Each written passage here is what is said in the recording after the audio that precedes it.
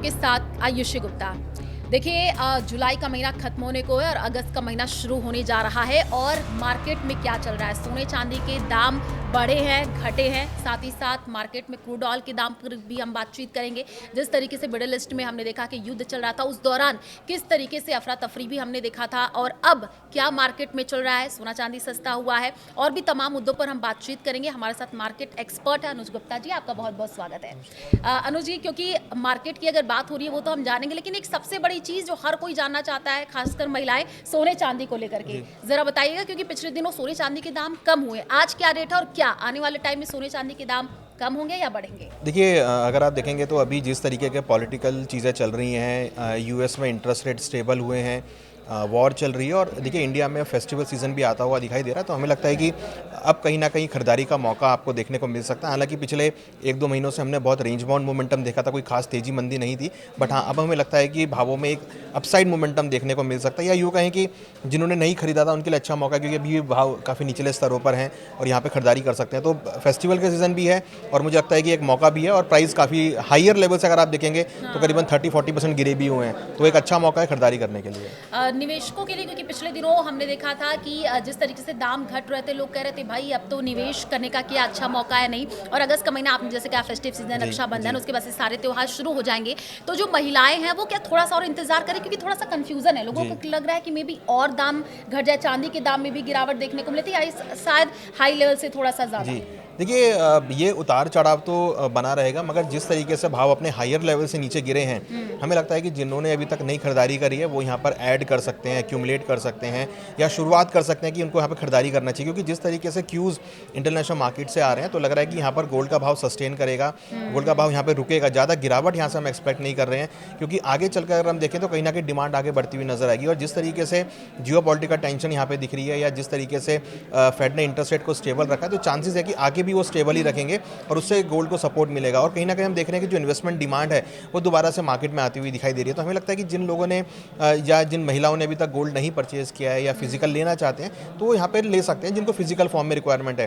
हालांकि इन्वेस्टमेंट की बात करें तो इन्वेस्टमेंट के लिए आपको थोड़ा टाइम रखना पड़ेगा, 3 से 5 साल का व्यू बना सकते हैं और फिर धीरे धीरे करके ऐड कर सकते हैं। मीन्स यूँ कहें कि ये जो टाइम है ये अपने पोर्टफोलियो में गोल्ड ऐड करने का टाइम है। ओके, क्योंकि अगर हम मार्केट आउटलुक की भी बात कर ले तो हल्की बढ़त के साथ बंद हुए हैं सेंसेक्स निफ्टी, तो आपसे जानना चाहेंगे कि 31 जुलाई को बाजार की जो चाल है वो कैसी रह सकती है? देखिए, 31 जुलाई को बाजार की चाल हमें पॉजिटिव लगती है, क्योंकि अगर आप देखेंगे तो जिस तरीके से फेड का इंस्टांस आया है और इंटरनेशनल लेवल पे जो हम वॉर टाइप का माहौल देख रहे हैं, तो उससे लगता है कहीं ना कहीं भारतीय बाजारों के लिए अट्रैक्टिव और यहाँ पर एक अच्छा मोमेंटम हम यहाँ पर आते हुए देख रहे हैं। हमने पिछले 5 दिनों में अच्छी खासी रिकवरी स्टॉक मार्केट में आती हुई देखी है और कहीं ना कहीं इन्वेस्टमेंट यहाँ पे बनता हुआ नजर आया। हालांकि पूरे 6 महीने पूरे हो गए हैं और जनवरी से लेकर अभी तक काफ़ी कुछ हमने देखा है, वॉर को भी देखा है, हमने इन्फ्लेशन को भी देखा है और अब वॉर उस मोड में है, ना तो वो एग्रेसिव हो सकती है ना कम हो सकती है। तो हमें लगता है कि ये वॉर ऐसी चलती रहेगी, इसको मार्केट ने डिस्काउंट कर दिया है। और यहाँ पर इंपॉर्टेंट चीज़ क्या है कि पिछले कुछ दिनों में हमने रुपये के अंदर बहुत स्ट्रेंथ लौटती हुई देखी है, डॉलर में गिरावट आई है, रुपये यहाँ पर स्ट्रांग हुआ है, तो उसकी वजह से लग रहा है कि जो मार्केट है वो यहाँ पर पॉजिटिव वे में जा सकती है।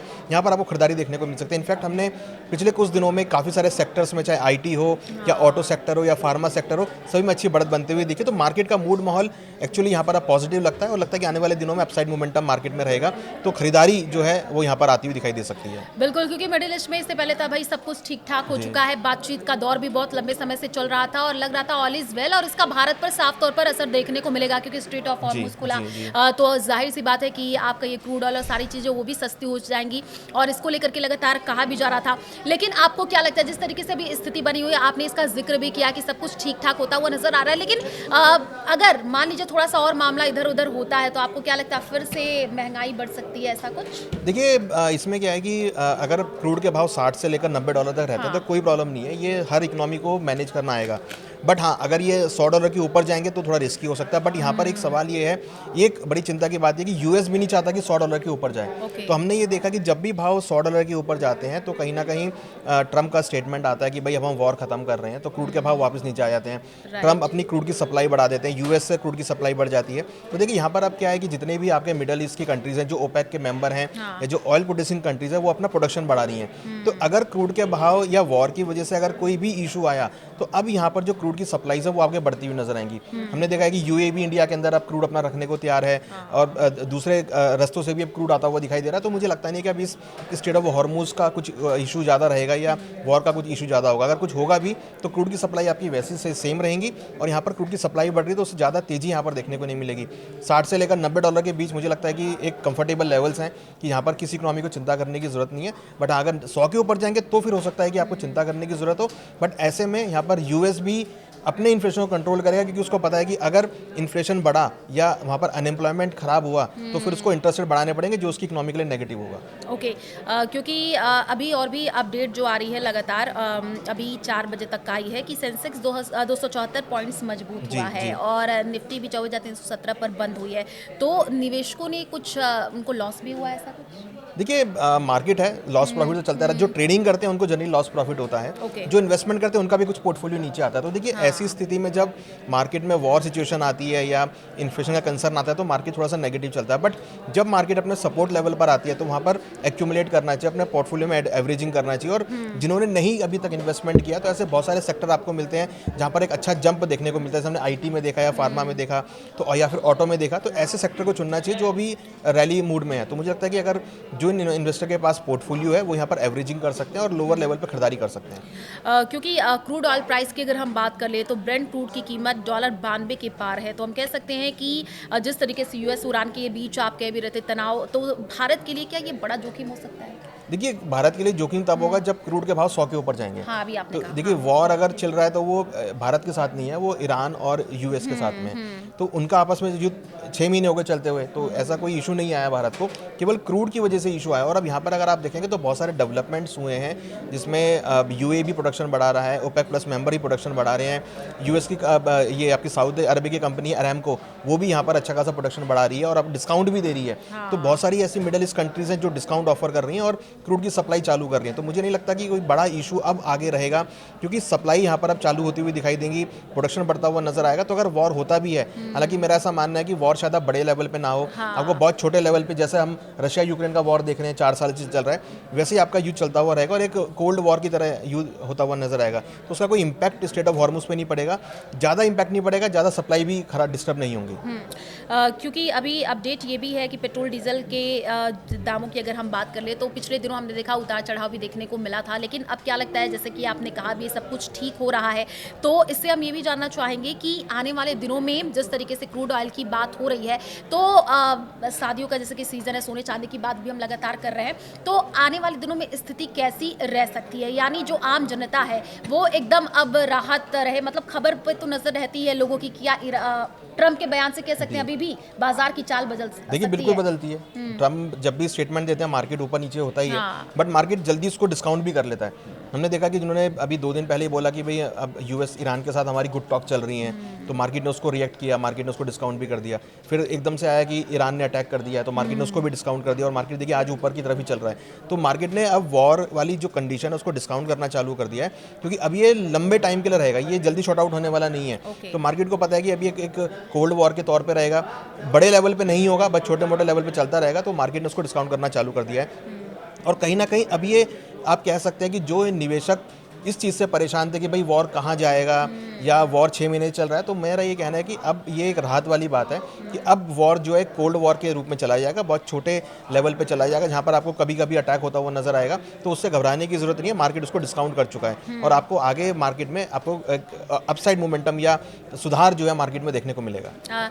एक और आपसे जानकारी लेना चाहूँगी, अभी खबर आपने भी पढ़ी होगी कि कागजी नोटों की क्या छुट्टी होने वाली है। 10 और 20 रुपए की नोट की जो है पॉलीमर नोटों की छपाई आरबीआई कर ऐसे भी करे, तो इसको लेकर के भी मार्केट पे कुछ असर रहेगा क्या? देखिए करेंसी है ये, तो अगर जितने करेंसी हमारे पास अवेलेबल है उतनी ही अगर आरबीआई इशू करेगा तो कोई इशू नहीं है। बट ये एक बार हो सकता है कि थोड़ा सा आपको इशू देखने को मिले जब करेंसी सर्कुलेशन में आएगी, तो जब प्रॉपर सर्कुलेशन में आ जाएगी तब आपके पास जो है इन हैंड रहेगा, तब आप उसको यूज़ कर सकते हैं। हमने देखा था जब 2000 के नोट चालू हुए थे तब थोड़ा सा एक बार इशू आया था, बट उसके बाद जब सर्कुलेशन में आ जाएगी तो सब ठीक हो जाएगा। तो ये कोई इतना बड़ा वो नहीं है टेंशन वाली बात, छोटा मोटा रिएक्शन हो सकता है बट ज़्यादा रिएक्शन मुझे लगता नहीं उसका कुछ होगा। तो सोने और चांदी की लगातार हमने बात की है, सोने में निवेश का सही सही तरीका क्या है ये भी बताइएगा, और इसमें क्योंकि गोल्ड ईटीएफ और गोल्ड म्यूचुअल फंड का जो असली फर्क, अगर ये भी आप समझाएं। देखिए, गोल्ड म्यूचुअल फंड आप ले सकते हैं जिसमें आप गोल्ड ईटीएफ के थ्रू खरीदारी कर सकते हैं। छोटी-छोटी यूनिट में आप खरीदारी कर सकते हैं, अपने पोर्टफोलियो में ऐड कर सकते हैं। आप शेयर मार्केट की तरह ट्रेडिंग उसमें आप बाय करके बेच भी सकते हैं। तो एक ईज़ी वे है, उसमें आपको फिजिकल नहीं मिलता, उसमें आपको एक पेपर फॉर्म में मिलता है जो आपके डीमैट अकाउंट में रखा होता है। और एक अच्छा वे है गोल्ड रखने का, क्योंकि जिस तरीके से गोल्ड के भाव चढ़ते हैं वैसे ही उसके भाव ऊपर नीचे मूव होते हैं। तो मुझे लगता है कि गोल्ड ईटीएफ उन इन्वेस्टर के लिए बहुत अच्छा है जो टेक सेवी हैं, जिनको टेक्नोलॉजी यूज़ करना, जिनको मोबाइल यूज़ करना आता है, जो मोबाइल में अपनी ऐप को मैनेज कर सकते हैं, वो जो है गोल्ड ईटीएफ ले सकते हैं गोल्ड म्यूचुअल फंड के थ्रू जाके। जिनको नहीं पसंद है वो फिजिकल भी ले सकते हैं, क्योंकि फिजिकल का प्राइस और गोल्ड ईटीएफ का प्राइस सेम रहता है ऑलमोस्ट। तो अगर आप ईटीएफ ले रहे हैं या आप फिजिकल गोल्ड ले रहे हैं, वो इक्वल एक समान है, बस खाली फ़र्क ये है कि वो आपके डीमैट में आता है और यहाँ पर आप फिजिकल गोल्ड लेते हैं। क्योंकि चांदी अब कहा जा रहा है कि हाई से 2,04,000 रुपये सस्ती, और खुलते ही आज एक बड़ी गिरावट भी हुई है। तो रेट की अगर आप जानकारी देना चाहें चांदी की क्या है और सोने की? देखिए, गोल्ड अभी जो चांदी है करीबन 2,18 के आसपास चल रही है अभी, 2,18,000 के आसपास। ये मुझे ध्यान है कि जनवरी में करीबन 4,20,000 तक चांदी गई थी। तो आप देख लीजिए वहाँ से करीबन हाफ प्राइस रह गया है इसका। गोल्ड का भाव जनवरी में 1,85,000 के आसपास गया था, आज गोल्ड का भाव करीबन 1,40,000 है। तो ये भी अपने हाई से 40-45,000 रुपये गिर चुका है। तो आप मैंने आइडिया लगा सकते हैं कि भाई कितने % की गिरावट हुई है। तो एक ये मौका है कि अगर जिन्होंने नई खरीदारी करी है या जो एक फियर में थे कि भाई अब गोल्ड का भाव कहाँ ज़्यादा नीचे जाएगा, तो हमें ऐसा लगता है कि ज़्यादा डाउन साइड अब यहाँ पे नहीं है। अगर आप लेते हैं तो यहाँ पर आपको आने वाले दिनों में या अगर हम बोले अगले साल तक आपको बहुत अच्छे रिटर्न्स मिलेंगे। क्योंकि 1 से 30 जुलाई तक चांदी में गिरावट देखने को मिली है, सोने चांदी के दाम में लगातार उतार चढ़ाव देखने को मिला है। जैसे कि मेरा पहला सवाल भी आपसे यही था, जो लोग निवेश करना चाहते हैं उनको अभी भी, जैसे मैंने कहा, कंफ्यूजन है कि भाई सोना चांदी सस्ता होगा। इसके पीछे की अगर वजह आप दर्शकों को समझाना चाहें कि क्यों इतना उतार चढ़ाव देखने को मिल रहा है? देखिए, उतार चढ़ाव इससे देखने को मिल रहा है क्योंकि जियोपॉलिटिकल टेंशन है। यूएस ईरान में वॉर चल रहा है, उसकी वजह से क्रूड के भाव ऊपर जा रहे हैं और क्रूड के लिए भारत को डॉलर की रिक्वायरमेंट होती है। तो अगर हम गोल्ड जो भी हम इंपोर्ट कर रहे हैं वो सब चीज़ें महंगी हो गई हैं। ये तो हमारे माननीय प्रधानमंत्री मोदी जी ने भी कहा कि भैया आप जो भी आप इंपोर्ट कर रहे हो उसको कम इंपोर्ट करें, क्योंकि इंपोर्ट करने में आपको डॉलर की रिक्वायरमेंट होती है और डॉलर की रिक्वायरमेंट की वजह से हमारा रुपया वीक होता है। तो यहाँ पर अगर हम कम इंपोर्ट करेंगे तो कहीं ना कहीं जो डॉलर है वो यहाँ पर वीक होगा, रुपया यहाँ पर स्ट्रॉन्ग होगा। केवल उसके पीछे रीज़न ये था कि जो हमारा फॉरेन रिजर्व है उसको मेंटेन करना, और अभी हम सफिशिएंट कंडीशन में हैं। मुझे लगता है कि यहाँ पर कहीं ना कहीं आपको आने वाले दिनों में डिमांड देखने को मिलेगी। हालांकि मोदी जी के स्टेटमेंट के बाद हमने देखा कि गोल्ड जो सिल्वर में फिजिकल मार्केट में हमने कम खरीदारी देखी थी, बायर मार्केट में नहीं जा रहा था, बट हाँ अब धीरे धीरे बायर मार्केट में जाने लगा है, क्योंकि फेस्टिवल सीजन है, रिक्वायरमेंट है, शादियों का सीजन भी आ गया है, फिर दिवाली भी है। तो ऐसे में लगता है कि आने वाले 2-3 महीने गोल्ड सिल्वर के लिए अच्छे रहेंगे, जहाँ पर आपको खरीदारी देखने को मिलेगी। क्योंकि ऑटो सेक्टर की भी बात कर लेते हैं, इसमें भी कहा जा रहा है कि ऑटो सेक्टर में भी काफ़ी अच्छा रहा है, दूसरे दिन तेजी के साथ सेंसेक्स बंद हुए हैं, तो ये भी एक अच्छी खबर। देखिए, बिल्कुल ऑटो सेक्टर का अगर हम कोरिलेट करें तो जनरली मानसून के टाइम, मानसून के बाद ऑटो सेक्टर में अच्छी डिमांड देखने को मिलती है। और अब मानसून जहां हम पहले एक्सपेक्ट कर रहे थे कि भाई बिलो नॉर्मल मानसून होगा, मानसून धीरे धीरे हिट करना चालू किया है। धीरे धीरे मानसून अब आगे गति अपनी दिखा रहा है। तो हमें लगता है कि मानसून की गति जो है वो अच्छी जा रही है। और अगर ये मानसून अच्छा जाता है, हालांकि अभी तक डेफिसिट मानसून है, मानसून अच्छा नहीं गया, तो अगर ये मानसून अच्छा जाता है तो आपको आगे ऑटो सेक्टर में, 2 व्हीलर में या 4 व्हीलर सेगमेंट में आपको अच्छी गति देखने को मिलेगी। तो हमारा मानना है कि मानसून अभी थोड़ा डिले है, बट आगे जाकर रफ्तार पकड़ेगा तो डेफिनेटली अच्छा मानसून जाएगा और उसकी वजह से आपको ऑटो सेक्टर में अच्छी डिमांड देखने को मिलेगी। अच्छा, एक रिपोर्ट आई है जो कि मैं बताना चाहूंगी, वर्ल्ड गोल्ड काउंसिल यानी WGC की ताज़ा रिपोर्ट। इसमें कहा गया कि अप्रैल से जून 2026 के बीच भारत में सोने की कुल मांग पिछले साल के मुकाबले 6% घट गई है। यस, देखिए बिल्कुल। अब आप देखिए फॉरेन रिजर्व की वजह से लोगों ने कम खरीदारी करी है, लोगों ने पुराना गोल्ड निकाल के अपने गोल्ड को यूज़ किया है, तो कहीं ना कहीं डिमांड पे इम्पैक्ट आया है। तो ये देखिए, हालांकि 6% कोई बड़ा अमाउंट नहीं है, बट कहीं ना कहीं देखिए जनरली अगर आप हिस्टोरिकली भी देखेंगे तो जनरली मार्च के बाद अगर हम देखें तो लोग फाइनेंशियल प्लानिंग करते हैं, तो अप्रैल, मई, जून, जुलाई, ये 4-5 महीने ऐसे होते हैं जिसमें कम खरीदारी देखने को मिलती है। एक्चुअली जो डिमांड आती है वो आपकी अगस्त से आती है, जब फेस्टिवल सीजन स्टार्ट होते हैं। तो अब अगस्त से लेकर दिसंबर तक हमें लगता है कि पूरा फेस्टिवल डिमांड रहेगा और यहाँ पर ये जो गिरावट आई है ये खरीदारी देखने को मिलेगी। देखिए यहाँ पर एक चीज़ और है कि हालांकि रिटेल सेगमेंट में गिरावट देखने को मिली है, मगर सेंट्रल बैंक्स ने बहुत अच्छी खरीदारी करी है। चाहे वो चाइना का सेंट्रल बैंक हो या अदर सेंट्रल बैंक हो, सभी ने अपने पोर्टफोलियो में ऐड किया है। तो अगर सेंट्रल बैंक गोल्ड को ऐड कर रहे हैं, इसका मतलब कि आगे चलकर गोल्ड में डिमांड देखने को मिल सकती है। ओके, तो कुछ स्टॉक्स कुछ एक्सपर्ट्स भी खरीदने की सलाह दे रहे हैं, आपसे भी जानना चाहेंगे। लोग चाहते हैं कि रिटर्न भाई 200% हो और पैसों की जमकर के बारिश हो, इसको भी लेकर के भी कुछ अगर आप सलाह दे लोगों को। देखिए जैसे मैंने आपको बताया कि जो आपके आईटी सेक्टर के स्टॉक्स हैं उसमें आप पैसा लगा सकते हैं। ऑटो सेक्टर में अच्छा हमें लगता है कि आगे देखने को मिल सकता है। मेटल सेक्टर हमें हमेशा से पॉजिटिव रहा है, क्योंकि अब देखिए वॉर भी ऑलमोस्ट उस लेवल का नहीं है, तो अब इंडस्ट्रीज ओपन चालू हुई हैं और धीरे धीरे मेटल्स की डिमांड भी बढ़ रही है, तो मेटल सेक्टर में पैसा लगा सकते हैं। इसके साथ साथ हेल्थ केयर सेक्टर में बहुत अच्छा हम प्रावधान देख रहे हैं, तो हेल्थ केयर सेक्टर के अंदर भी पैसा लगाया जा सकता है। तो ये 2-3 सेक्टर हैं जहाँ पर अगर आप पैसा लगाते हैं तो आपको अच्छे रिटर्न्स मिल सकते हैं। हालांकि 200% का तो मैं टारगेट नहीं कर रहा हूँ, बट हाँ मुझे लगता है कि आगे अगर आप पैसा लगाते हैं तो आपको अच्छा रिटर्न मिलेंगे इसमें। तो देखिए मार्केट में क्या कुछ चल रहा है इस पर हमने डिस्कस किया है और लगातार मिडिल ईस्ट में जिस तरीके से पहले युद्ध की स्थिति थी, अनुजी आपने देखा होगा जब चल रहा था और ट्रंप लगातार बातचीत कर रहे थे, पूरी नजरें लोगों का मीडिया पर ही, ट्रंप के बयान पर ही बनी हुई थी और फिर कहा जा रहा था कि भाई अगर सब कुछ ठीक ठाक नहीं होता है तो महंगाई भारत पर भी साफ तौर पर देखने को मिलेगी और उस टाइम लोग पैनिक सिचुएशन में भी जाते हुए नजर आते हैं। But everything is now going well I think, क्योंकि बातचीत का दौर भी लगातार चल रहा है। ट्रंप भी अब थोड़े से नाजुक होते हुए नजर आ रहे हैं, उधर से भी कुछ बातचीत की जा रही है, इधर से भी की जा रही है, लेकिन एक पूरी तरीके से सहमति नहीं बन पा रही है। तो अब हम ये कह सकते हैं कि थोड़ा सा पेशेंस रखने की जरूरत होगी और कोई भी पैनिक सिचुएशन अब नहीं है। देखिए पैनिक सिचुएशन जो थी वो मार्च अप्रैल में थी, अब वो पैनिक वाली बात नहीं है। अब लोगों को पता है कि भाई ये वॉर जो है वो लंबा चलने वाला है और उस लेवल का वॉर नहीं होगा। तो क्योंकि अब ये दोनों देश आपस में अब एक टसल वाली बात हो गई है, एक रिपरकशन वाली बात है कि भाई उसने मारा तो मैं भी मारूंगा। तो ये जो चीज़ें हैं ना, ये अब ये लंबे टाइम तक चलेगी, जैसे रशिया यूक्रेन के वॉर में चल रही हैं। जैसे जैसे दुनिया ने रशिया यूक्रेन वॉर को डिस्काउंट कर दिया है, अभी यूएस और ईरान के वॉर को भी लोग डिस्काउंट कर देंगे। तो धीरे धीरे चीज़ें नॉर्मल हो रही हैं, धीरे धीरे इन्वेस्टर मार्केट में आ रहा है, धीरे धीरे लोगों ने अब इसको हजम करना चालू कर दिया। तो मुझे लगता है कि अब जो सिचुएशन है वो यहाँ पर अब बहुत राहत वाली बात है, जो जैसी पहले नहीं थी। तो कहीं ना कहीं ऐसे में फिर आपको इन्वेस्टमेंट मार्केट में देखने को मिलता है। अच्छा, एक क्योंकि मैंने भी लोगों से बातचीत की है, एक ना राय लोगों की बन चुकी है। पहले लोगों को समझ नहीं आ रहा था, क्योंकि सोने चांदी की बात करें कि भाई क्यों उतार चढ़ाव देखने को मिल रहा है, लेकिन अब लोगों के जहन में एक ही सवाल लोग पूछते हैं, कहीं फिर से युद्ध शुरू हो गया, फिर से युद्ध अगर होता है तो फिर से सोने चांदी के दाम बढ़ जाएंगे। इस तरीके की भी अब लोगों के मन में सवाल उठ रहे हैं। देखिए युद्ध अगर होगा भी तो युद्ध भी लंबा चलेगा ये, तो ये लोगों को पता है कि भाई अब ये नॉर्मल चीज़ होने वाली नहीं है, ये आपकी चलती रहेगी है। तो लोगों ने इसको डिस्काउंट करना चालू, तभी आप देखिए पिछले 4 दिनों से युद्ध चल रहा है और ऐसे में मार्केट ऊपर की तरफ मूव कर रहा है। तो कहीं ना कहीं जो खरीदारी है वो देखने को मिल रही है और लोगों ने इसको डिस्काउंट करना चालू कर दिया कि ये युद्ध अब जो है वो नॉर्मल में चलता रहेगा, जैसे रशिया यूक्रेन का वॉर चला है। तो अब उसमें कोई घबराने वाली बात नहीं है। बहुत एक राहत वाली बात मैं बोलूँगा कि राहत वाली बात है कि अभी उस लेवल पर युद्ध आ गया कि जहाँ पर आपको बड़े ट्रिगर देखने को नहीं मिलेंगे, बहुत छोटे ट्रिगर आपको देखने को मिलेंगे। सोने चांदी के भाव आपसे जाना चाहेंगे कि आप लगातार मार्केट पर नजर बनाए हुए और जिस तरीके से उतार चढ़ाव देखने को मिल रहा है, तो क्या लगता है कि सोना कितना नीचे जा सकता है, चांदी कितना नीचे जा सकता है? देखिए डाउन साइड तो मुझे लगता नहीं ज़्यादा नीचे आएगा। हो सकता है कि नीचे नहीं, मतलब 1 लाख तक तो नहीं लगता है हमको। ज़्यादा से ज़्यादा अगर आया भी तो 1,30,000 तक ही गोल्ड का भाव आएगा, या चांदी भी हो सकता है 2 लाख तक आए।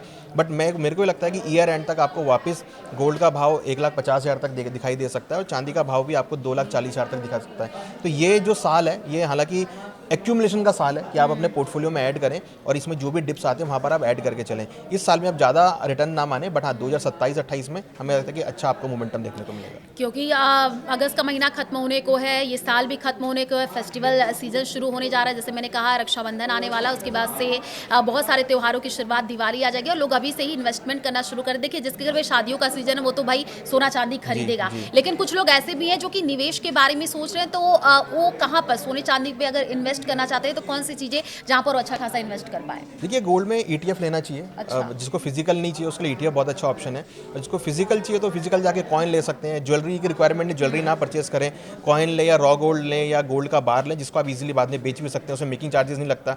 या फिर आप गोल्ड ETF ले सकते हैं, वो भी एक अच्छा ऑप्शन है, तो जिसको आप अपने इजीली डीमैट में ले सकते हैं और उसको आप अपने कभी भी बेच सकते हैं, कभी भी ट्रांसफर कर सकते हैं उसको। तो देखिए सोने चांदी की भी हमने बात करी, क्योंकि अमूमन जो महिलाएं हैं वो सोने चांदी के बारे में जानना चाह रही थी, मार्केट में क्या कुछ चल रहा है उसको लेकर के भी हमने जिक्र किया है। तो पूरी तरीके से आपको मार्केट पर नजर बना करके रखनी है, सोने चांदी के भाव को लेकर के आपको पैनिक भी नहीं होना है कि भाई सस्ता हो रहा है तो खरीदते ही जाए, ऐसा कुछ नहीं। देखिए ऐसा नहीं है, आप धीरे धीरे एक्यूमुलेट करें। हर महीने आप क्वांटिटी बना के चले, भाई मेरे को इतनी क्वांटिटी लेनी है। स्मॉल इन्वेस्टमेंट या जैसे हम SIP करते हैं उस तरीके से हर महीने हम क्वांटिटी लें, हर महीने कुछ कुछ पैसा इन्वेस्ट करते जाएं, जिससे कि हर गिरावट में आप एक्यूमुलेट करते चलें। तो एक साथ सारा पैसा ना डालें। ये हम पहले भी कहते आए हैं कि अगर आपको गोल्ड सिल्वर पैसा लगाना है तो आप हर महीने SIP फॉर्म में लें और धीरे धीरे हर क्वांटिटी में आप लेते रहें, हर लेवल पे आप लेते रहें। चलिए, तो मार्केट पे आप नज़र बना करके रखिए और किस तरीके से चल रहा मार्केट उसके लेकर के हमने बातचीत की है तमाम मुद्दों को लेकर के, और फिर आपके साथ जुड़ेंगे और बात करेंगे कि मार्केट में क्या है, कि उतार चढ़ाव जो देखने को मिल रहा है उस पर हमारी पूरी तरीके से नज़र बनी हुई है।